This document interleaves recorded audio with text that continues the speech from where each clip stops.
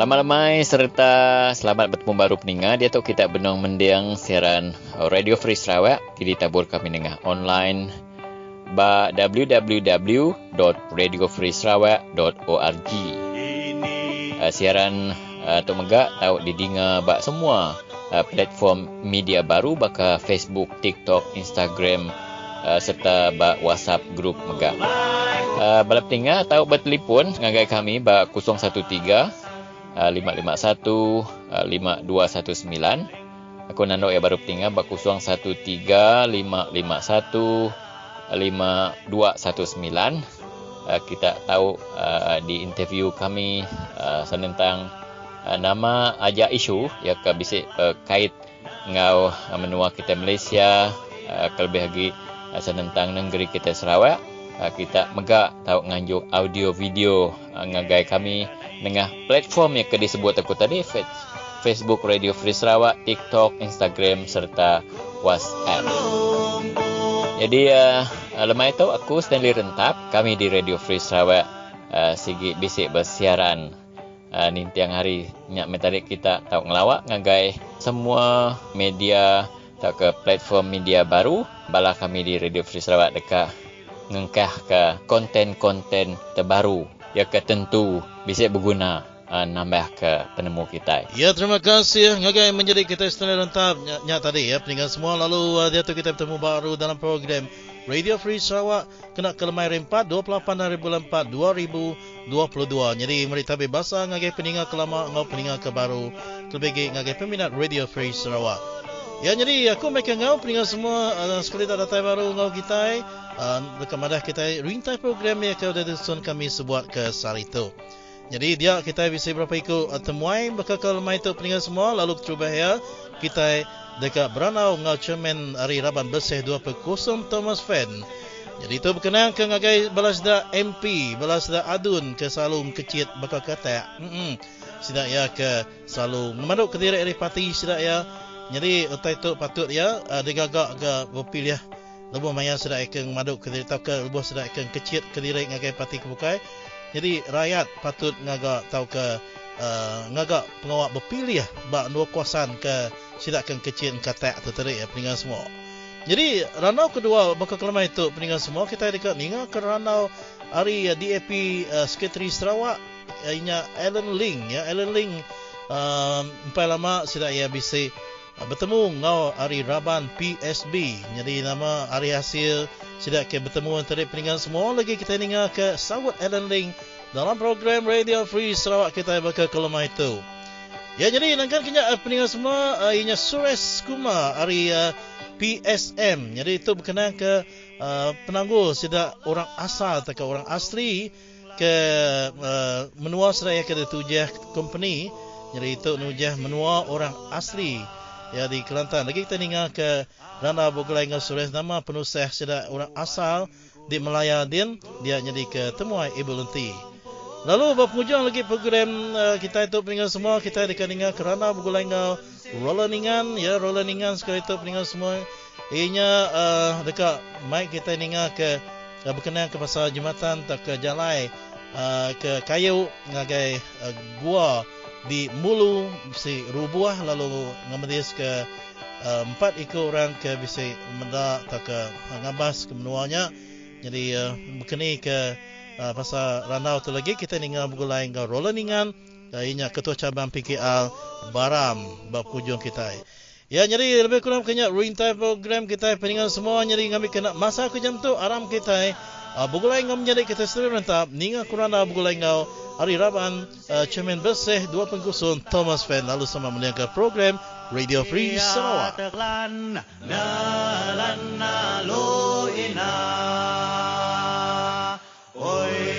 Gendang pilihan raya dan desas-desus kemungkinan berlakunya pilihan raya umum ke-15 telah kita dengar di merata-rata tempat.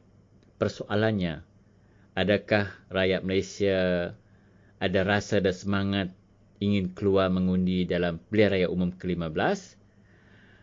Mungkin perkara itu tidak berlaku kerana pengkhianatan selepas pilihan raya umum ke-14, Pakatan Harapan yang menang dengan membentuk kerajaan tetapi tumbang setelah 22 bulan memerintah, ekoran pengkhianatan adanya ahli-ahli parlimen yang melompat daripada parti asal ke parti baru, kemudian membentuk pentadbiran yang baru hingga wujudnya Perikatan Nasional dan kini Barisan Nasional kembali semula memerintah. Salah satu obat untuk merawat kerosakan ini yang dipikir oleh ahli-ahli parlimen dan ahli-ahli akademik kita iaitu menggubal satu undang-undang anti lompat parti. Kita dengar penjelasan daripada pengerusi Gabungan Pilihan Raya Bersih dan Adil, Saudara Thomas Fan berkaitan perkara ini.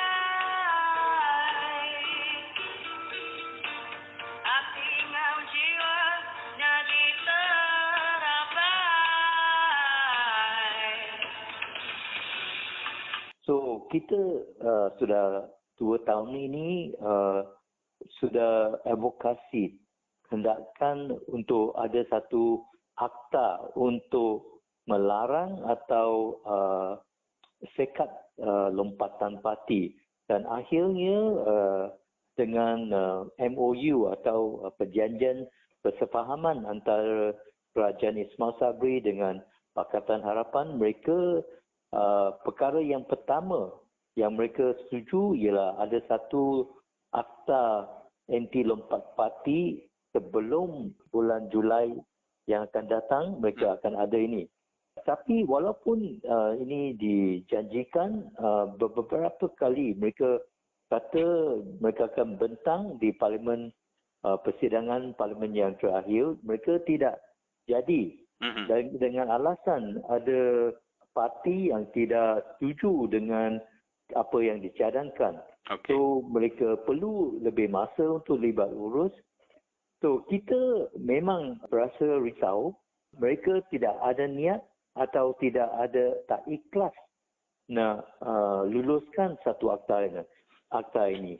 Pada kita, kalau tidak ada satu akta yang halang atau sekat lompatan parti, ramai pengundi akan bersual, bertanya mengapa perlu mengundi kalau wakil mereka boleh lompat ke parti yang lain. Dan kerajaan yang mereka pilih boleh ditumbangkan oleh wakil-wakil rakyat ini.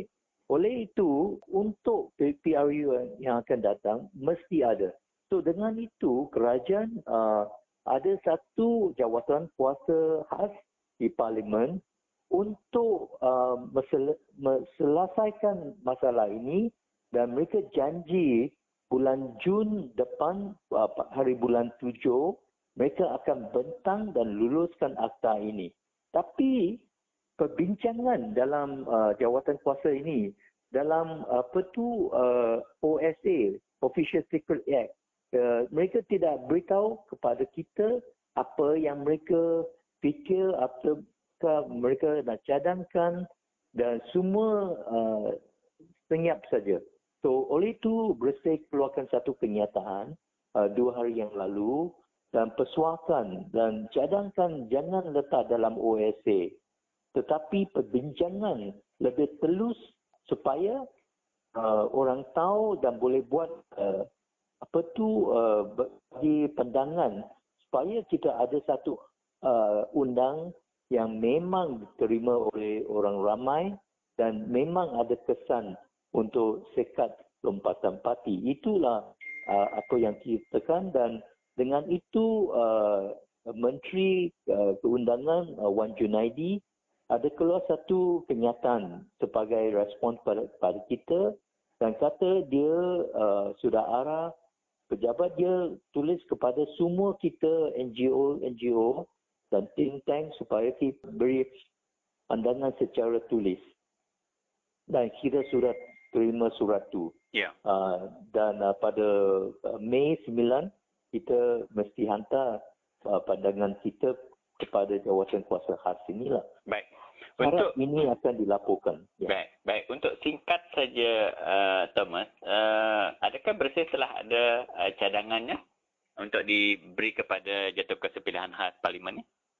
Kita sudah lama ada cadangan untuk satu pilihan raya pecat wakil, recall election.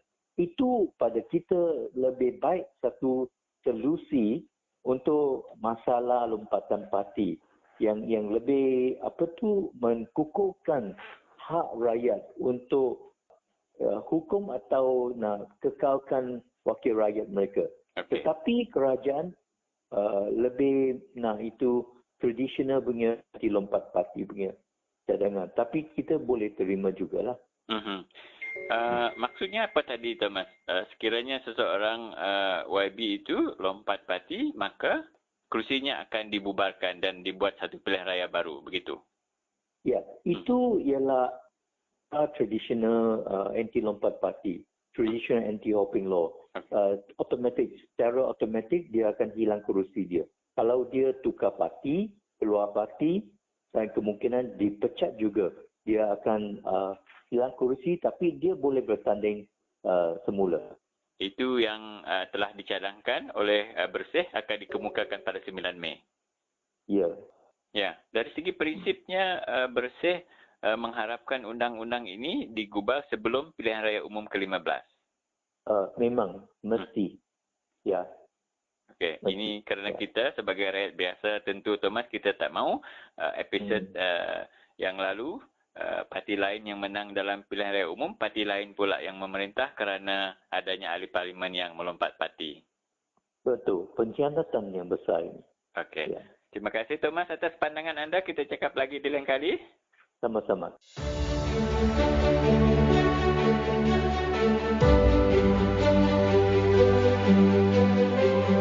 Audio Jungle.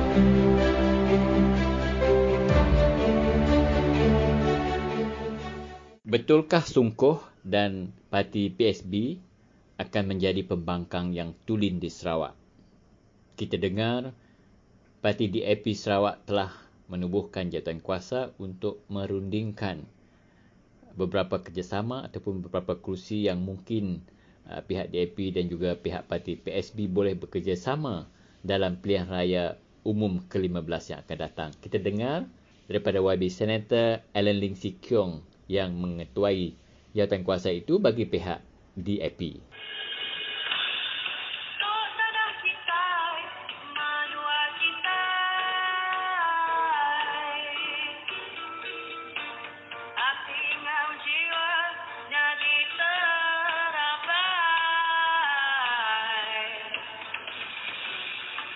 Okay lah, very good start lah. So far, we initiated this with the objective satu malamat untuk mengurangkan split voting lah, split of votes lah masa pilihan raya kan.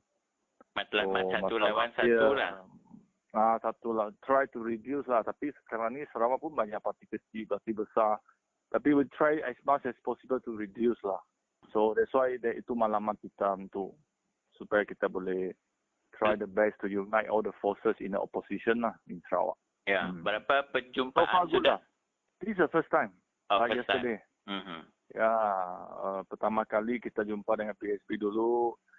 Very friendly discussion. Kita juga lay down kerusi yang kita itu mereka juga beritahu kita, tapi so we will have a second meeting lah. Ya, okey. So yang final decision agaknya bulan berapa, WB? I think final decision, if we can reach that, we want to do it before in my opinion before June lah, but it all depends lah, you see. Unless we can change an agreement lah. Ya. So, ya. Sebab ini pasal interest respective party lah. Tapi satu kebimbangan orang PKR takut DAP mengorbankan kerusi mereka, WB. Apa macam tu? No, they will talk to them. We are only talking about our seat. Oh, okey. Ya. Mana ada dengan siapa mau wakil dia orang? Ya, Saya pun tak boleh wakil dia. betul. Nanti dia boleh runding sama dia lah. Kita cuma pasal seat kita saja. Okey. Seat kita yang kita lawan 2018. So kita try. Kawasan yang parlimen lah dulu ni. Ya, betul. Okey. Itu saja. WB tidak risau Sedangkan sekarang ya. tentang sentimen adakah itu PSB betul-betul mau berjuang ataupun mereka berlakon saja, ada memihak JPS juga? Tidak. There's no forever enemy and forever friends in politics lah. We work together. If so long we cannot know, we don't know. Yeah. You will never know. Sungkot one day become opposition leader in Sarawak. For the past 30-40 years, dia menteri. Yeah. Betul. Dia pun tak tahu. So you don't know. Mahathir become like this now. After forming them, you know, you don't know. Even Muhyiddin become so. It's we cannot.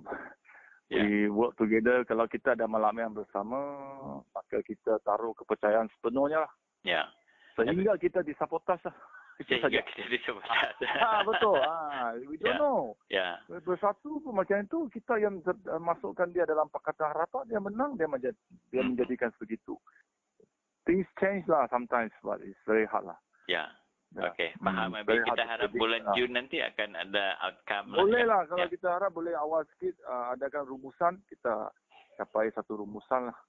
Tapi yang PKR amanah kita tak sentuh. Itu hak mereka. Okay. Kita pun akan laporkan kepada Jawatankuasa Pakatan Harapan nanti. Apa-apa keputusan berbincangan. Ini cuma eksklusif on the seat that we contested and we won and the seat that they won. So I think this is something to be welcome lah. Yeah. Not Okay, infringing other people's interest. Yeah, okay. Thank you, Stanley. Thank you. Bye.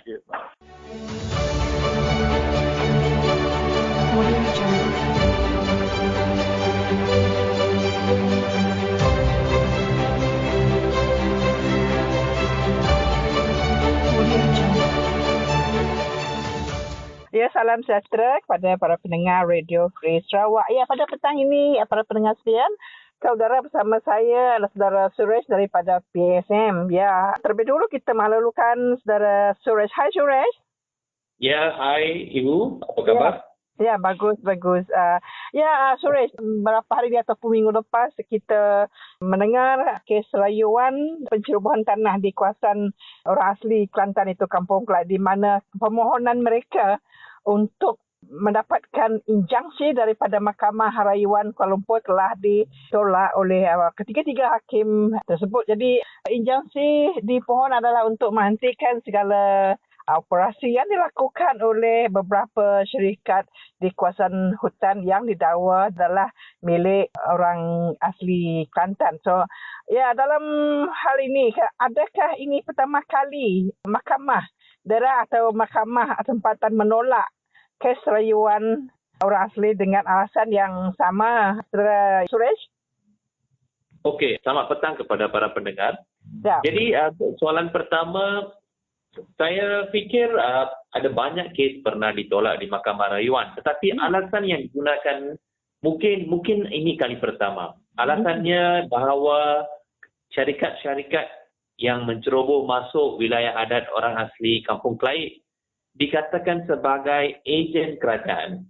Dan oleh sebab itu, injunksi tidak boleh diberikan kerana mereka juga adalah sebahagian. Tiga hakim itu mengatakan mereka adalah sebahagian daripada kerajaan. Ini alasan yang mungkin kali pertama lah. Yang untuk sepanjang pengalaman saya, ini kali pertama saya mendengar alasan sebegini diberikan. Terutamanya di mahkamah yang lebih tinggi di Malaysia seperti Mahkamah Rayuan. Ya. Adakah ini adil buat kaum orang asli, terutamanya komuniti Kampung Kelai? Saya fikir tidak adil kerana pada pendapat saya ada banyak isu sedang berlaku di kawasan tersebut, di komuniti tersebut. Jika syarikat-syarikat ini diteruskan bekerja, saya rasa banyak lagi kemusnahan akan berlaku. Yang pertama adalah saya rasa air minuman. Air minum kita saya fikir sudah tercemar, bukanlah jernih. Saya pernah beberapa kali melawat kampung tersebut dan mendapati air minuman mereka bercampur dengan lumpur. Dan itu yang mereka minum. Dan ini disebabkan oleh pencerobohan yang dilakukan oleh syarikat-syarikat ini. Jadi injunksinya sangat penting untuk menghentikan kemusnahan-kemusnahan sebegini. Sedihlah jika pada minggu lepas tak dapat injunksi tersebut. Ya, ada berapa banyak komuniti yang telah berjaya mendapat kembali hak mereka ke atas tanah mereka setakat pengetahuan saudara Suresh? Okey, saya tak ada fakta dari segi nombor dan sebagainya, tetapi mengikut pengalaman saya dan juga apa yang saya lihat mungkin dalam masa 15 ke 20 tahun yang lepas, saya rasa ada komuniti yang menang. Tetapi bilangannya tidak banyak. Kerana untuk masuk ke mahkamah, untuk memfailkan kes ke mahkamah, komuniti itu perlu membuat beberapa persediaan seperti melukis peta kawasan tanah adat mereka, membuat peta komuniti, menulis sejarah, menamakan sungai, bukit dan sebagainya. So ada sebilangan banyak kerja yang perlu dibuat, dan juga selepas itu mereka perlu mencari peguam, mereka perlu mencari kewangan untuk memfailkan kes tersebut. Jadi ada beberapa kerja, dan juga perlu adalah saya rasa aktivis-aktivis yang membantu membimbing orang asli. Jadi bukan banyak kes yang difailkan, dan kemenangan itu pun bukan begitu banyak, sedikit. Tetapi ada komuniti yang pernah menang. Ya, apakah tindakan Komiti Kampung Klai seterusnya sekarang dan juga setelah rayuan mereka ditolak, dan apakah PSM akan lakukan atau buat untuk mereka ini? Jadi komuniti orang asli Kampung Klai diwakili oleh jawatan kuasa bertindak yang telah mereka tubuhkan untuk handle isu ini. Dan jawatan kuasa bertindak Kampung Klai telah bermesyuarat saya rasa minggu lepas, dan juga telah membuat keputusan untuk membawa kes ini ke Mahkamah Persekutuan, mahkamah yang paling tinggi di Malaysia, untuk memfailkan rayuan dan juga untuk meminta Mahkamah Persekutuan menolak judgement, keputusan yang diberikan oleh Mahkamah Rayuan. Juga perkara ini telah dibincangkan dengan para peguam orang asli Kampung Klai, dan mereka sependapat untuk memfailkan. Dan bagi PSM pula, kami akan terus membimbing mereka. Kita ada lagi satu kes utama di Mahkamah Tinggi Kota Baru, masih lagi belum masuk perbicaraan sepenuhnya. So kes utama masih ada di Kota Baru, dan juga ini adalah kes untuk injunksi. Jadi PSM akan terus membimbing mereka di mana yang boleh untuk mereka mendapatkan semula hak mereka. Membimbing bermaksud mungkin kita cuba tolong mereka di sudut-sudut di mana mereka memerlukan pertolongan, seperti logistik untuk mereka bergerak ke mahkamah, dan juga untuk mereka berurusan dengan media, dan juga cara untuk mereka mengumpul dana dan membayar kos-kos mahkamah yang terlibat. Juga saya ingin nyatakan di sini, para peguam membuat kes ini secara pro bono, secara percuma, kerana fee peguam yang dikenakan. Ya, para pendengar, betul tadi penjelasan daripada saudara Sivan daripada PSM mengenai kes tanah di Kampung Klai, Kuala Musang, Kelantan. So dengan itu kami di Radio Free Sarawak mengucapkan terima kasih kepada saudara Suraj. Sama-sama.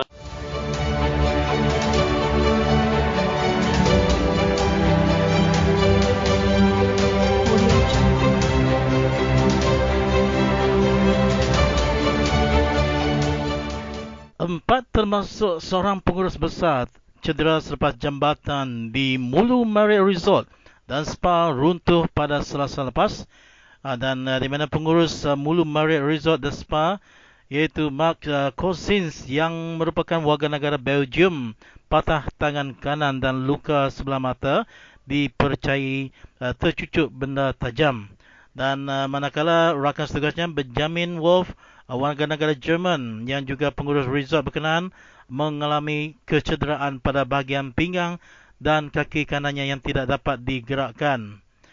Dan dua lagi mangsa lelaki merupakan wakil syarikat kumpulan Samling, masing-masing hanya cedera ringan pada tangan dan tersilih kaki kanan. Dan keempat mangsa dikatakan sedang menjalani pemeriksaan tapak kejadian, ya.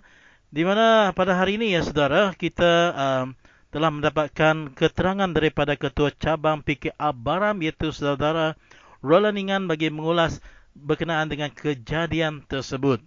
Jadi saudara, mari kita pendengarkan penjelasan daripada saudara Roland Ingan mengenai jambatan Mulu Marriott yang runtuh yang menyebabkan 4 cedera.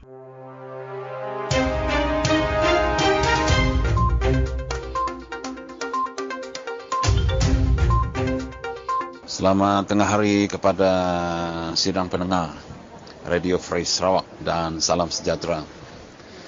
Ya, berkenaan mengenai isu berkaitan dengan sebahagian daripada jambatan Marriott Mulu runtuh ataupun roboh dan menyebabkan kecederaan beberapa orang. Ya, semalam dilaporkan ada 2 orang cedera, tapi hari ini saya dengar ada 4 orang yang cedera, dan mereka yang cedera itu adalah orang-orang yang penting dalam organisasi mereka, dan mereka pergi ke sana pun untuk tujuan yang penting juga. Nah, ini perkara yang sangat serius, dan pandangan saya ialah pertama, siapakah yang bertanggung jawab ke atas insiden ini, sebab ia melibatkan sebuah jambatan, dan jambatan ini siapa yang punya, siapa yang bertanggung jawab untuk menyelenggarakan jambatan ini, dan seterusnya di manakah jambatan ini terletak, sama ada dalam National Park ataupun di luar National Park. Jadi menurut apa yang saya faham, jambatan ini merupakan jambatan yang dibina oleh Marriott, ya, Marriott Hotel, ya, Marriott Hotel yang disambung terus ke kawasan National Park. Jadi bermakna saya percaya jambatan ini adalah jambatan untuk kemudahan awam, sebab tidak ada hotel yang lain di sana. Tetapi jambatan ini berada di luar daripada gazetted area untuk National Park. Berarti yang bertanggung jawab memang pihak Marriott Hotel itu sendiri. Itu pandangan saya secara pribadi, ya. Tetapi pada masa yang sama, kita perlu faham bahawa keseluruhan National Park itu sebenarnya memang di bawah jagaan, di bawah pengurusan Sarawak Forestry Corporation. Sebab inilah cara kerajaan Sarawak menetapkan pihak pengurusan National Park di seluruh Sarawak. Jadi oleh itu saya percaya, sebab Sarawak Forestry Corporation juga adalah di bawah kerajaan Sarawak yang telah ditubuhkan di bawah undang-undang, iaitu Sarawak Forestry Corporation Ordinance, dan pemimpin-pemimpin kita di Sarawak pun turut serta dalam lembaga pengarah Sarawak Forestry Corporation ini. Maka sepatutnya SFC ini ataupun Sarawak Forestry Corporation inilah yang bertanggung jawab untuk memastikan keselamatan ataupun penyelenggaraan fasiliti yang ada di Mulu National Park itu. Walaupun tempat portion jambatan yang roboh itu adalah di luar daripada National Park, tetapi kita perlu faham bahawa ia merupakan sambungan kemudahan-kemudahan seperti jambatan, jeti dari luar National Park menuju ke kawasan National Park. Jadi semuanya adalah rangkaian jambatan yang sama. Jadi sepatutnya pihak kerajaan, khususnya SFC, bertanggung jawab untuk memastikan semuanya dalam keadaan yang selamat untuk pengunjung ataupun pelancong ke Mulu National Park. Jadi jika perkara ini tidak dipandang serius, ya, insiden yang sama boleh jadi akan berlaku lagi. Mungkin bukan di tempat yang sama, tetapi di portion jambatan yang lain, ya, sebab kita perlu tahu bahawa rangkaian jambatan itu dia bersambung terus dari luar kawasan National Park, dari hotel Marriott tersebut, dan menuju masuk ke tempat pendaftaran untuk masuk ke National Park. Semua ini adalah satu rangkaian yang sama. Jadi ambil perhatian tentang perkara itu, supaya pihak kerajaan ambil tanggungjawab memastikan semuanya dalam keadaan yang selamat. Dan orang yang bertanggung jawab, khususnya kalau dari segi pihak swastanya, iaitu hotel Marriott itu sendiri pun harus bertanggung jawab juga, sebab dialah satu-satunya hotel yang didirikan, dibina dekat dengan kawasan National Park itu. Jadi ambil perhatian juga supaya setiap pengunjung sentiasa berhati-hati. Berkaitan dengan itu, pihak kerajaan Sarawak perlu juga memastikan industri pelancongan kita tidak akan terjejas hanya disebabkan berita mengatakan di kawasan Mulu National Park ini sekarang keadaan fasiliti awam tidak selamat semuanya, ya. Jadi kita minta supaya pihak yang berwajib turun padang dengan segera, buat inspection, buat siasatan supaya punca sebenar kejadian, punca sebenar jambatan ini roboh dan ambil tindakan yang segera untuk membuat pemulihan ataupun menambah baik jambatan ini pada masa yang akan datang. Ya, begitulah tadi ulasan daripada saudara Roland Ingan memberikan kejelasan dan persoalan mengenai kejadian jambatan di Ria Mulu Resort di sebuah taman negara Mulu yang telah runtuh menyebabkan 4 cedera. Dan ini bukannya satu perkara yang harus dipandang remeh dan pandang ringan, kerana tempat tersebut adalah sebagai tempat tumpuan pelancong antara bangsa yang datang. Dan seharusnya jambatan tersebut telah begitu uzur dan seharusnya diberi perhatian penuh oleh pihak yang berwajib untuk memastikan segala jambatan yang digunakan itu adalah lebih utuh dan kuat. Ya, dengan itu kita mengucapkan ribuan terima kasih kepada saudara Roland Ingan kerana telah memberikan masa mengulas berkenaan dengan kejadian tersebut. Terima kasih saudara Roland. Hingga kita jumpa lagi. Ya, sekian, terima kasih. Ya, demikianlah tadi saudara temu bual saya bersama dengan saudara Roland Ingan, Ketua Cabang PKR Baram. Dan hari ini merupakan hari untuk kita berehat seketika. Untuk beberapa hari ini kita akan jumpa lagi pada minggu depan ya saudara, pada hari Selasa minggu depan. Dan dengan itu saya Michael Ngau dengan rakan setugas Stanley Rentap, Ibu Lenti dan rakan setugas yang lain, technician semua di Radio Free Sarawak ingin mengucapkan selamat beristirahat dan selamat kita berjumpa lagi pada minggu hadapan. Laban seminat Radio Free Sarawak semua tak berjaku. Bye bye.